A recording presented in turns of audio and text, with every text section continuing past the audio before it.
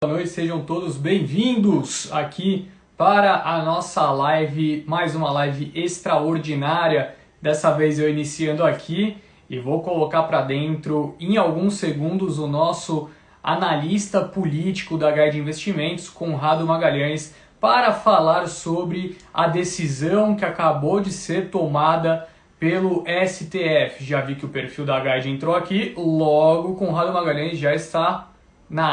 Vamos só esperar que ele está entrando. E aí a gente já começa a falar sobre os impactos diretos para a Bolsa. Seja muito bem-vindo, Conrado Magalhães. Mais uma vez, estamos aqui fazendo uma live extraordinária devido a acontecimentos políticos. Seja muito bem-vindo, meu amigo. Aqui estamos, mais uma reunião do STF e mais uma live pós-fechamento de mercado, né? Tá virando recorrente aqui os nossos encontros. Toda semana a gente já pode mandar na agenda dos guias, né? Toda semana, É em algum momento, a gente vai fazer. Eu vou começar a incluir no Mercados Hoje que haverá, uma live caso toda vez que o STF se reunir, porque é isso que está aparecendo agora. É isso aí. E, bom, dessa vez, Conrado, eu acho que é uma live muito mais para eu escutar a sua aula, né, como é frequente acontecer, entender direitinho o que aconteceu, qual foi essa determinação, né, quais são as implicações dessa determinação, se é somente, né, se vai atingir somente o Lula, se isso acaba decorrendo também para os outros casos da Lava Jato, a Lava Jato morreu, não morreu, e depois eu falo, baseado no que na sua explicação, o que eu vejo de implicações para a Bolsa amanhã. Bem, vamos lá. Começando pelo começo, né? Ou pelo menos o começo desse mês. No dia 8, isso porque é importante fazer uma distinção entre os dois casos que estão sendo analisados pelo STF, né? A questão da competência da 13ª Vara Federal de Curitiba, né? Onde foram feitas as condenações do sítio de Atibaia e do caso do Triplex, e a questão da parcialidade do Moro, que foi analisada hoje pela segunda turma do STF, né?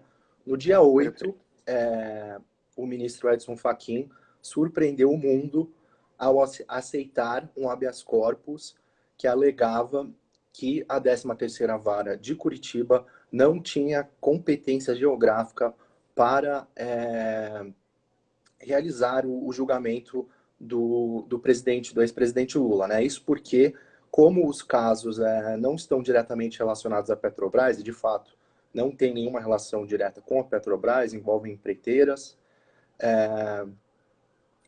e por isso ele deveria ter sido julgado em Brasília, né? Na vara do Distrito Federal. Então, em vista desse fato, o ministro Edson Fachin revogou as condenações feitas naquela vara incompetente, né? Muitos juristas que entendem muito mais do assunto do que eu acreditam que essa foi uma tentativa do Fachin de preservar a Lava Jato e desfazer a necessidade de analisar essa parcialidade do Moro, né? Porém, esse plano, né, caso de fato essa tenha sido a intenção do ministro Fachin, não deu certo, né? Saiu pela culatra, porque o ministro Gilmar Mendes falou não, apesar da sua determinação monocrática, ainda existe a necessidade de julgar a parcialidade do Moro. Então, o que aconteceu? Foi retomado esse julgamento, que começou lá atrás, em 2018, já tínhamos 2 votos contra o habeas corpus da equipe de defesa do Lula, né? Que basicamente é o ministro falando não, o Moro não foi parcial. E esses votos eram da Carmen Lúcia e do ministro Edson Fachin.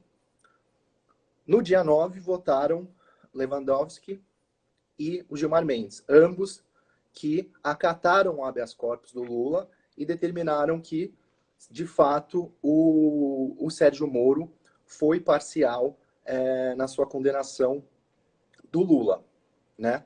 Mas é importante destacar que isso faz referência só ao caso do Triplex, porque no caso do sítio de Atibaia, o Moro participou da investigação inicial, né? Teve algumas provas que foram acatadas por ele, mas não foi ele que fez a condenação, né? Então, essa distinção importante, ela vai vir à tona nessa decisão de hoje. Agora, chegou a hora do novato do STF se posicionar em relação à parcialidade do Moro. Ele pediu vista, né, que basicamente é um pedido para ter mais tempo de análise antes de proferir uma decisão referente ao caso, né? E que faz sentido, já que o Marques Nunes não estava presente em 2018, quando a segunda turma começou a tratar do assunto. Ok, agora vamos para o dia de hoje. Hoje, tivemos primeiro o voto do Cássio Nunes, que havia pedido vista. Ele argumentou que a forma ilícita, que as conversas divulgadas pelo hacker, o vermelho, né? Se eu não me engano é Walter Delgatti Júnior, como essas conversas foram obtidas por meios ilícitos, né, para um hackeamento do Telegram, elas não poderiam ser consideradas, então o Moro não poderia ser considerado parcial.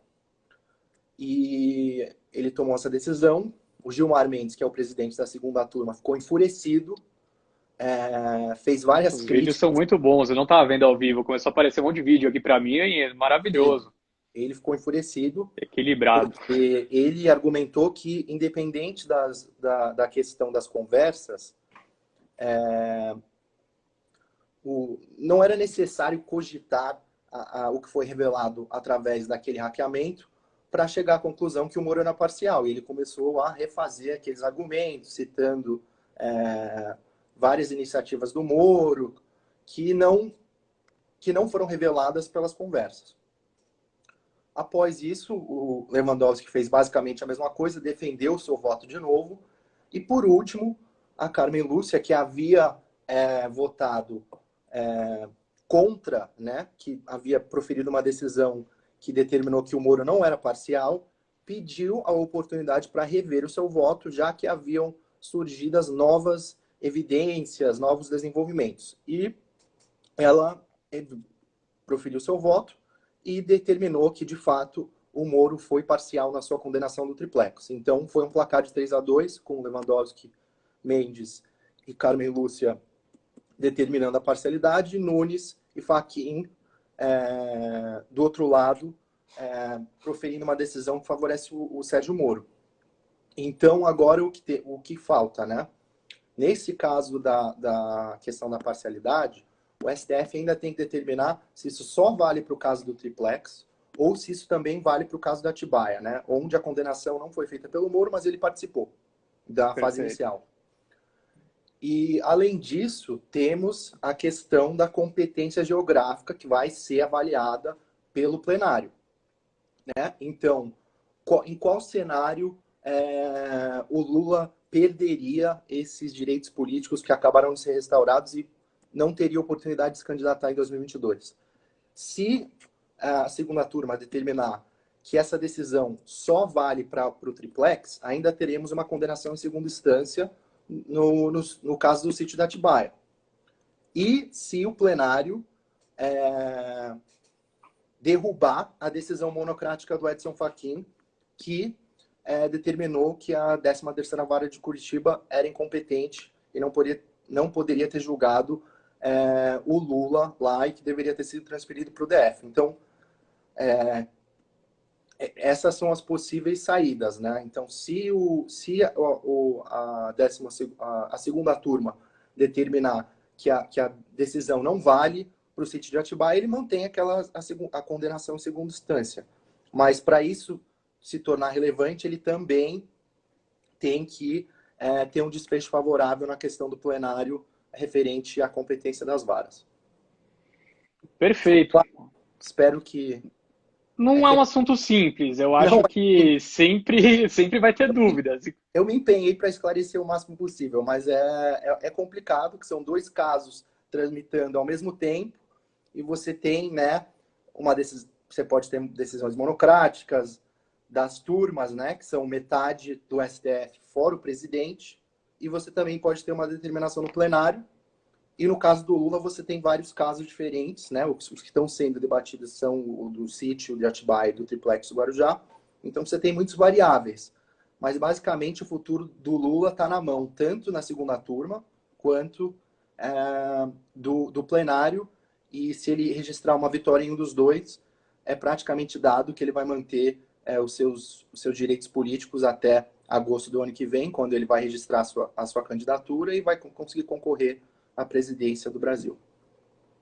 Perfeito. E há, pelo menos, não sei se alguém já tem isso especulado, mas uma data prevista para que esses próximos passos ocorram?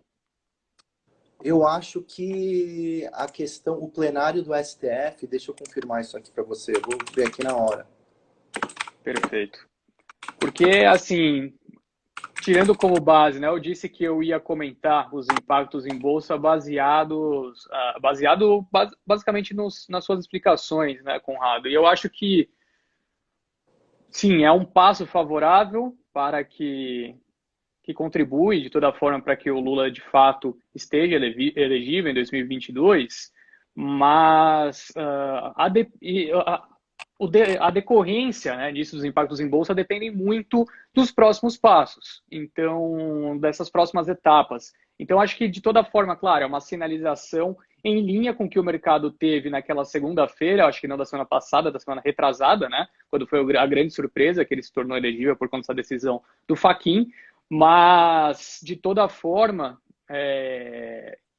também eu não sei, eu acho que, de certa forma, o mercado já colocou isso na conta. Claro que coloca um pouquinho em jogo, né, no meu ponto de vista, as questões institucionais, né, as decisões que foram feitas lá atrás, até que ponto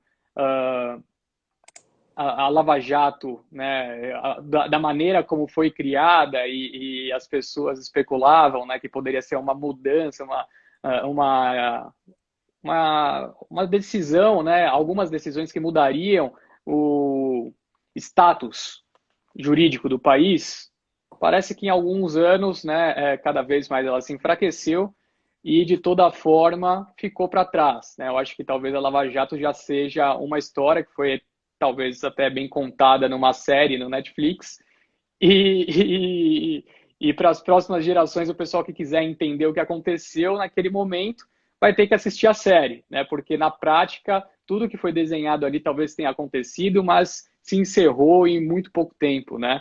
Os velhos nomes já estão todos soltos, talvez tivemos algumas mudanças de fato na participação política, né, desses nomes, mas de toda forma, o que resultou? Qual foi o grande resultado, né, no longo prazo? Será que a gente teve alguma mudança institucional no país? Pelo menos é isso que eu fico pensando, sabe? O avanço institucional aconteceu no país? Ou isso só demonstra que, por mais que possa ter esforços, né, sendo diariamente mensurados e trabalhados por diversos órgãos do país, no fim das contas o resultado é sempre o mesmo. Então, deixo a pergunta para você, junto com aquela que eu já tinha feito antes. Então, acho que não tem data marcada para o plenário analisar a decisão monocrática do Fachin referente à competência da 13ª Vara de Curitiba, mas deve ocorrer no início do mês que vem, talvez, início de abril. É bem provável que o STF tente já tirar isso da frente. Então, eu imagino que dentro de um mês o plenário deve se reunir para tratar disso. E eu acho que você destacou uma questão muito relevante, né? Agora, com essas decisões, com esses vários revés, qual é o legado da Lava Jato, né? Porque alguns Perfeito. anos atrás existia uma sensação clara que o Brasil tinha progredido em direção a um judiciário mais justo, né? Onde até os poderosos ficavam sujeitos às consequências da lei, né? E o que está ocorrendo agora aparenta ir na direção contrária, né? Então, ainda existem muitas decisões a serem feitas. É claro que o ex-presidente Lula é um réu, um condenado, né? Que agora virou réu de novo, emblemático, né? Mas agora ainda existem muitas repercussões dessas decisões que vão impactar sobre outros casos de outros condenados da Lava Jato, né? Esse ano também tivemos o Procurador-Geral da República basicamente desfazendo a Operação de Curitiba, muitas críticas, né, ao lavajatismo. Hoje ouvimos também o Gilmar Mendes falando a justiça a Curitiba. Então, houve uma reação, né, uma espécie de contra-ataque muito forte contra a Operação Lava Jato. E eu acho que há de se admitir, mesmo que você seja um admirador da operação, que erros foram feitos, né? Eu acho que se existe um fato indiscutível de tudo isso, é que o judiciário brasileiro, ainda no mínimo, é muito desorganizado, né? Essa decisão, esse habeas corpus que foi acatado pelo Fachin 4 anos depois, tratando da incompetência de uma vara, por que essa questão não foi transferida para a devida vara do Distrito Federal lá atrás, né? E acho que a gente falou um pouco sobre isso, independente de qual lado da história você tá, você gosta do Lula, você não gosta do Lula, mas o fato é que o homem ficou preso quase 600 dias, né? E agora essa sentença foi anulada, né? Então, ficou ruim para todo mundo. E é uma situação muito complicada, né? Porque os excessos do STF deveriam ser coibidos pelo Senado, né? Essa prerrogativa é exclusiva do Senado. Examinar os feitos do STF e tentar corrigi-los quando existe algum equívoco ou algum excesso, mas isso raramente ocorre porque existe uma relação promíscua entre os dois poderes, onde o Senado olha para o outro lado, né, quando o STF se excede ou toma uma decisão muito equivocada, porque caso eles venham, um desses senadores venha a ser tornar réu por um caso de corrupção, ele sabe que o seu destino vai ficar na mão do STF.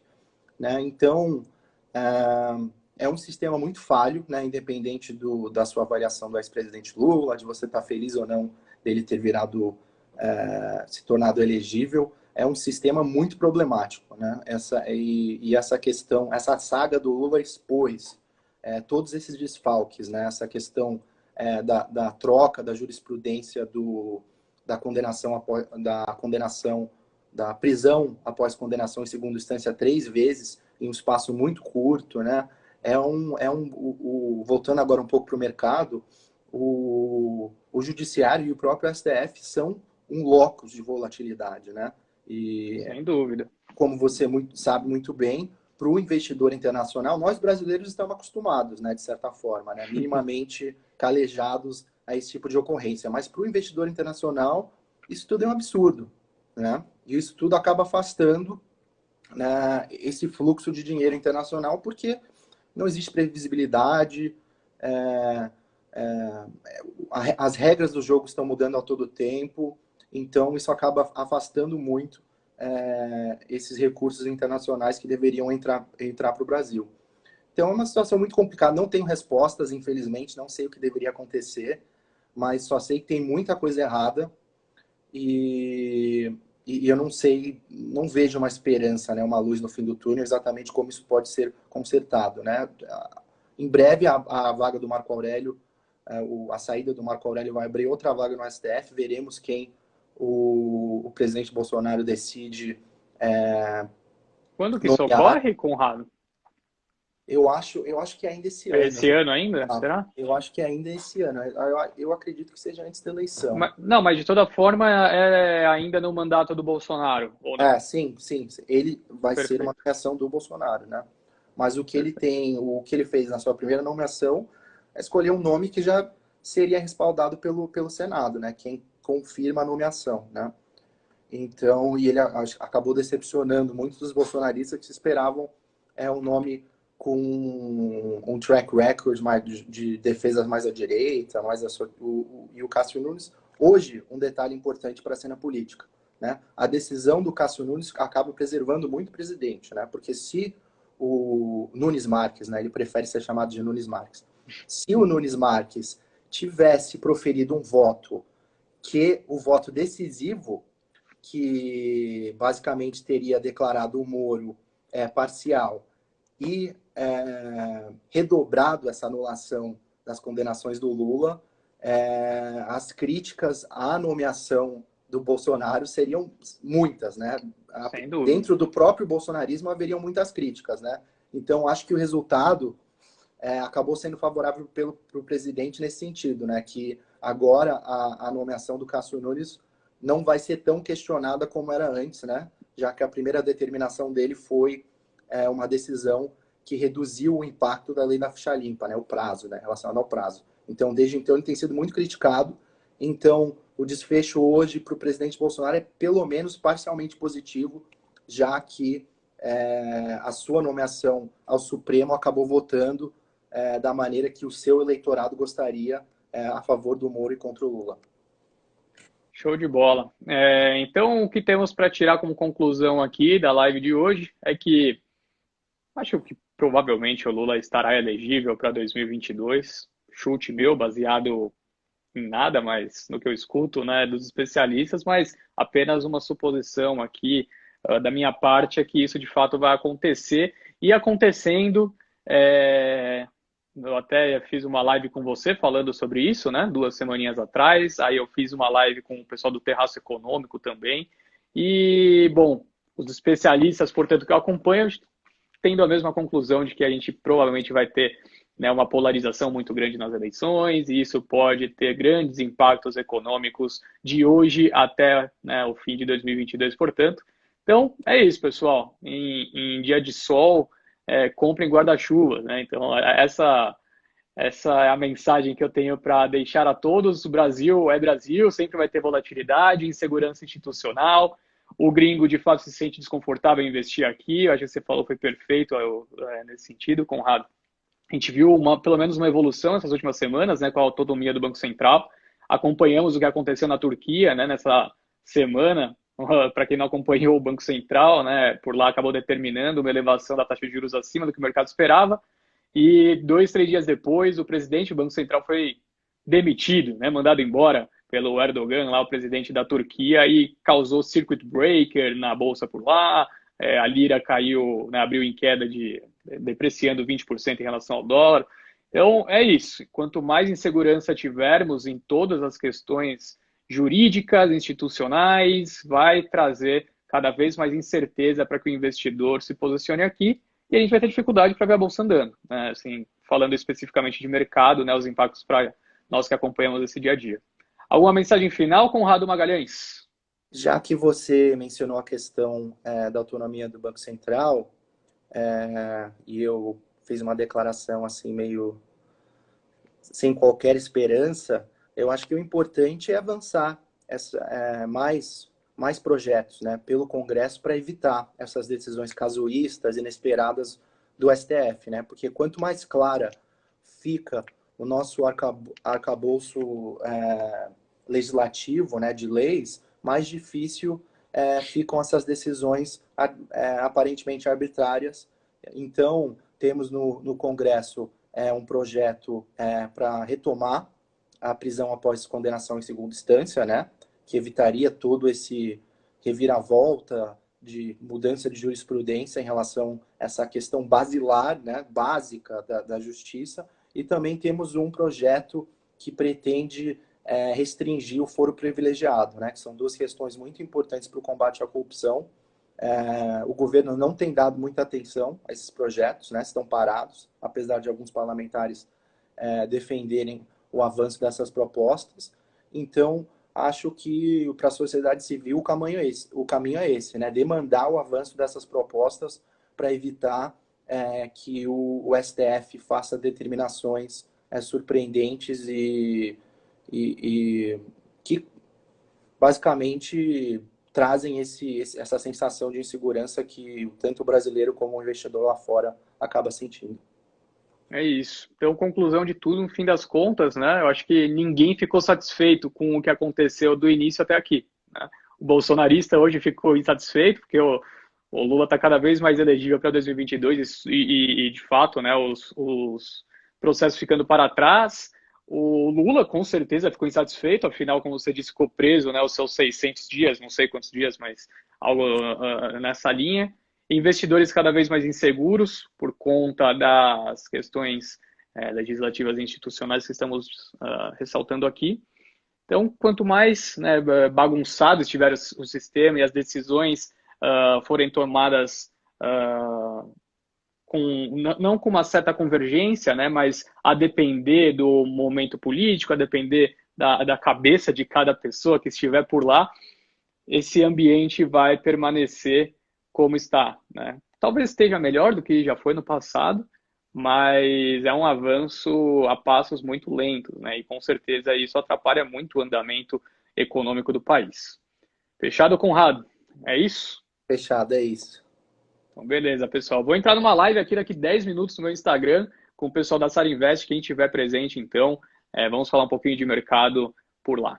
Obrigado, Conrado, mais uma vez. Semana que vem provavelmente tem mais. Tchau, tchau.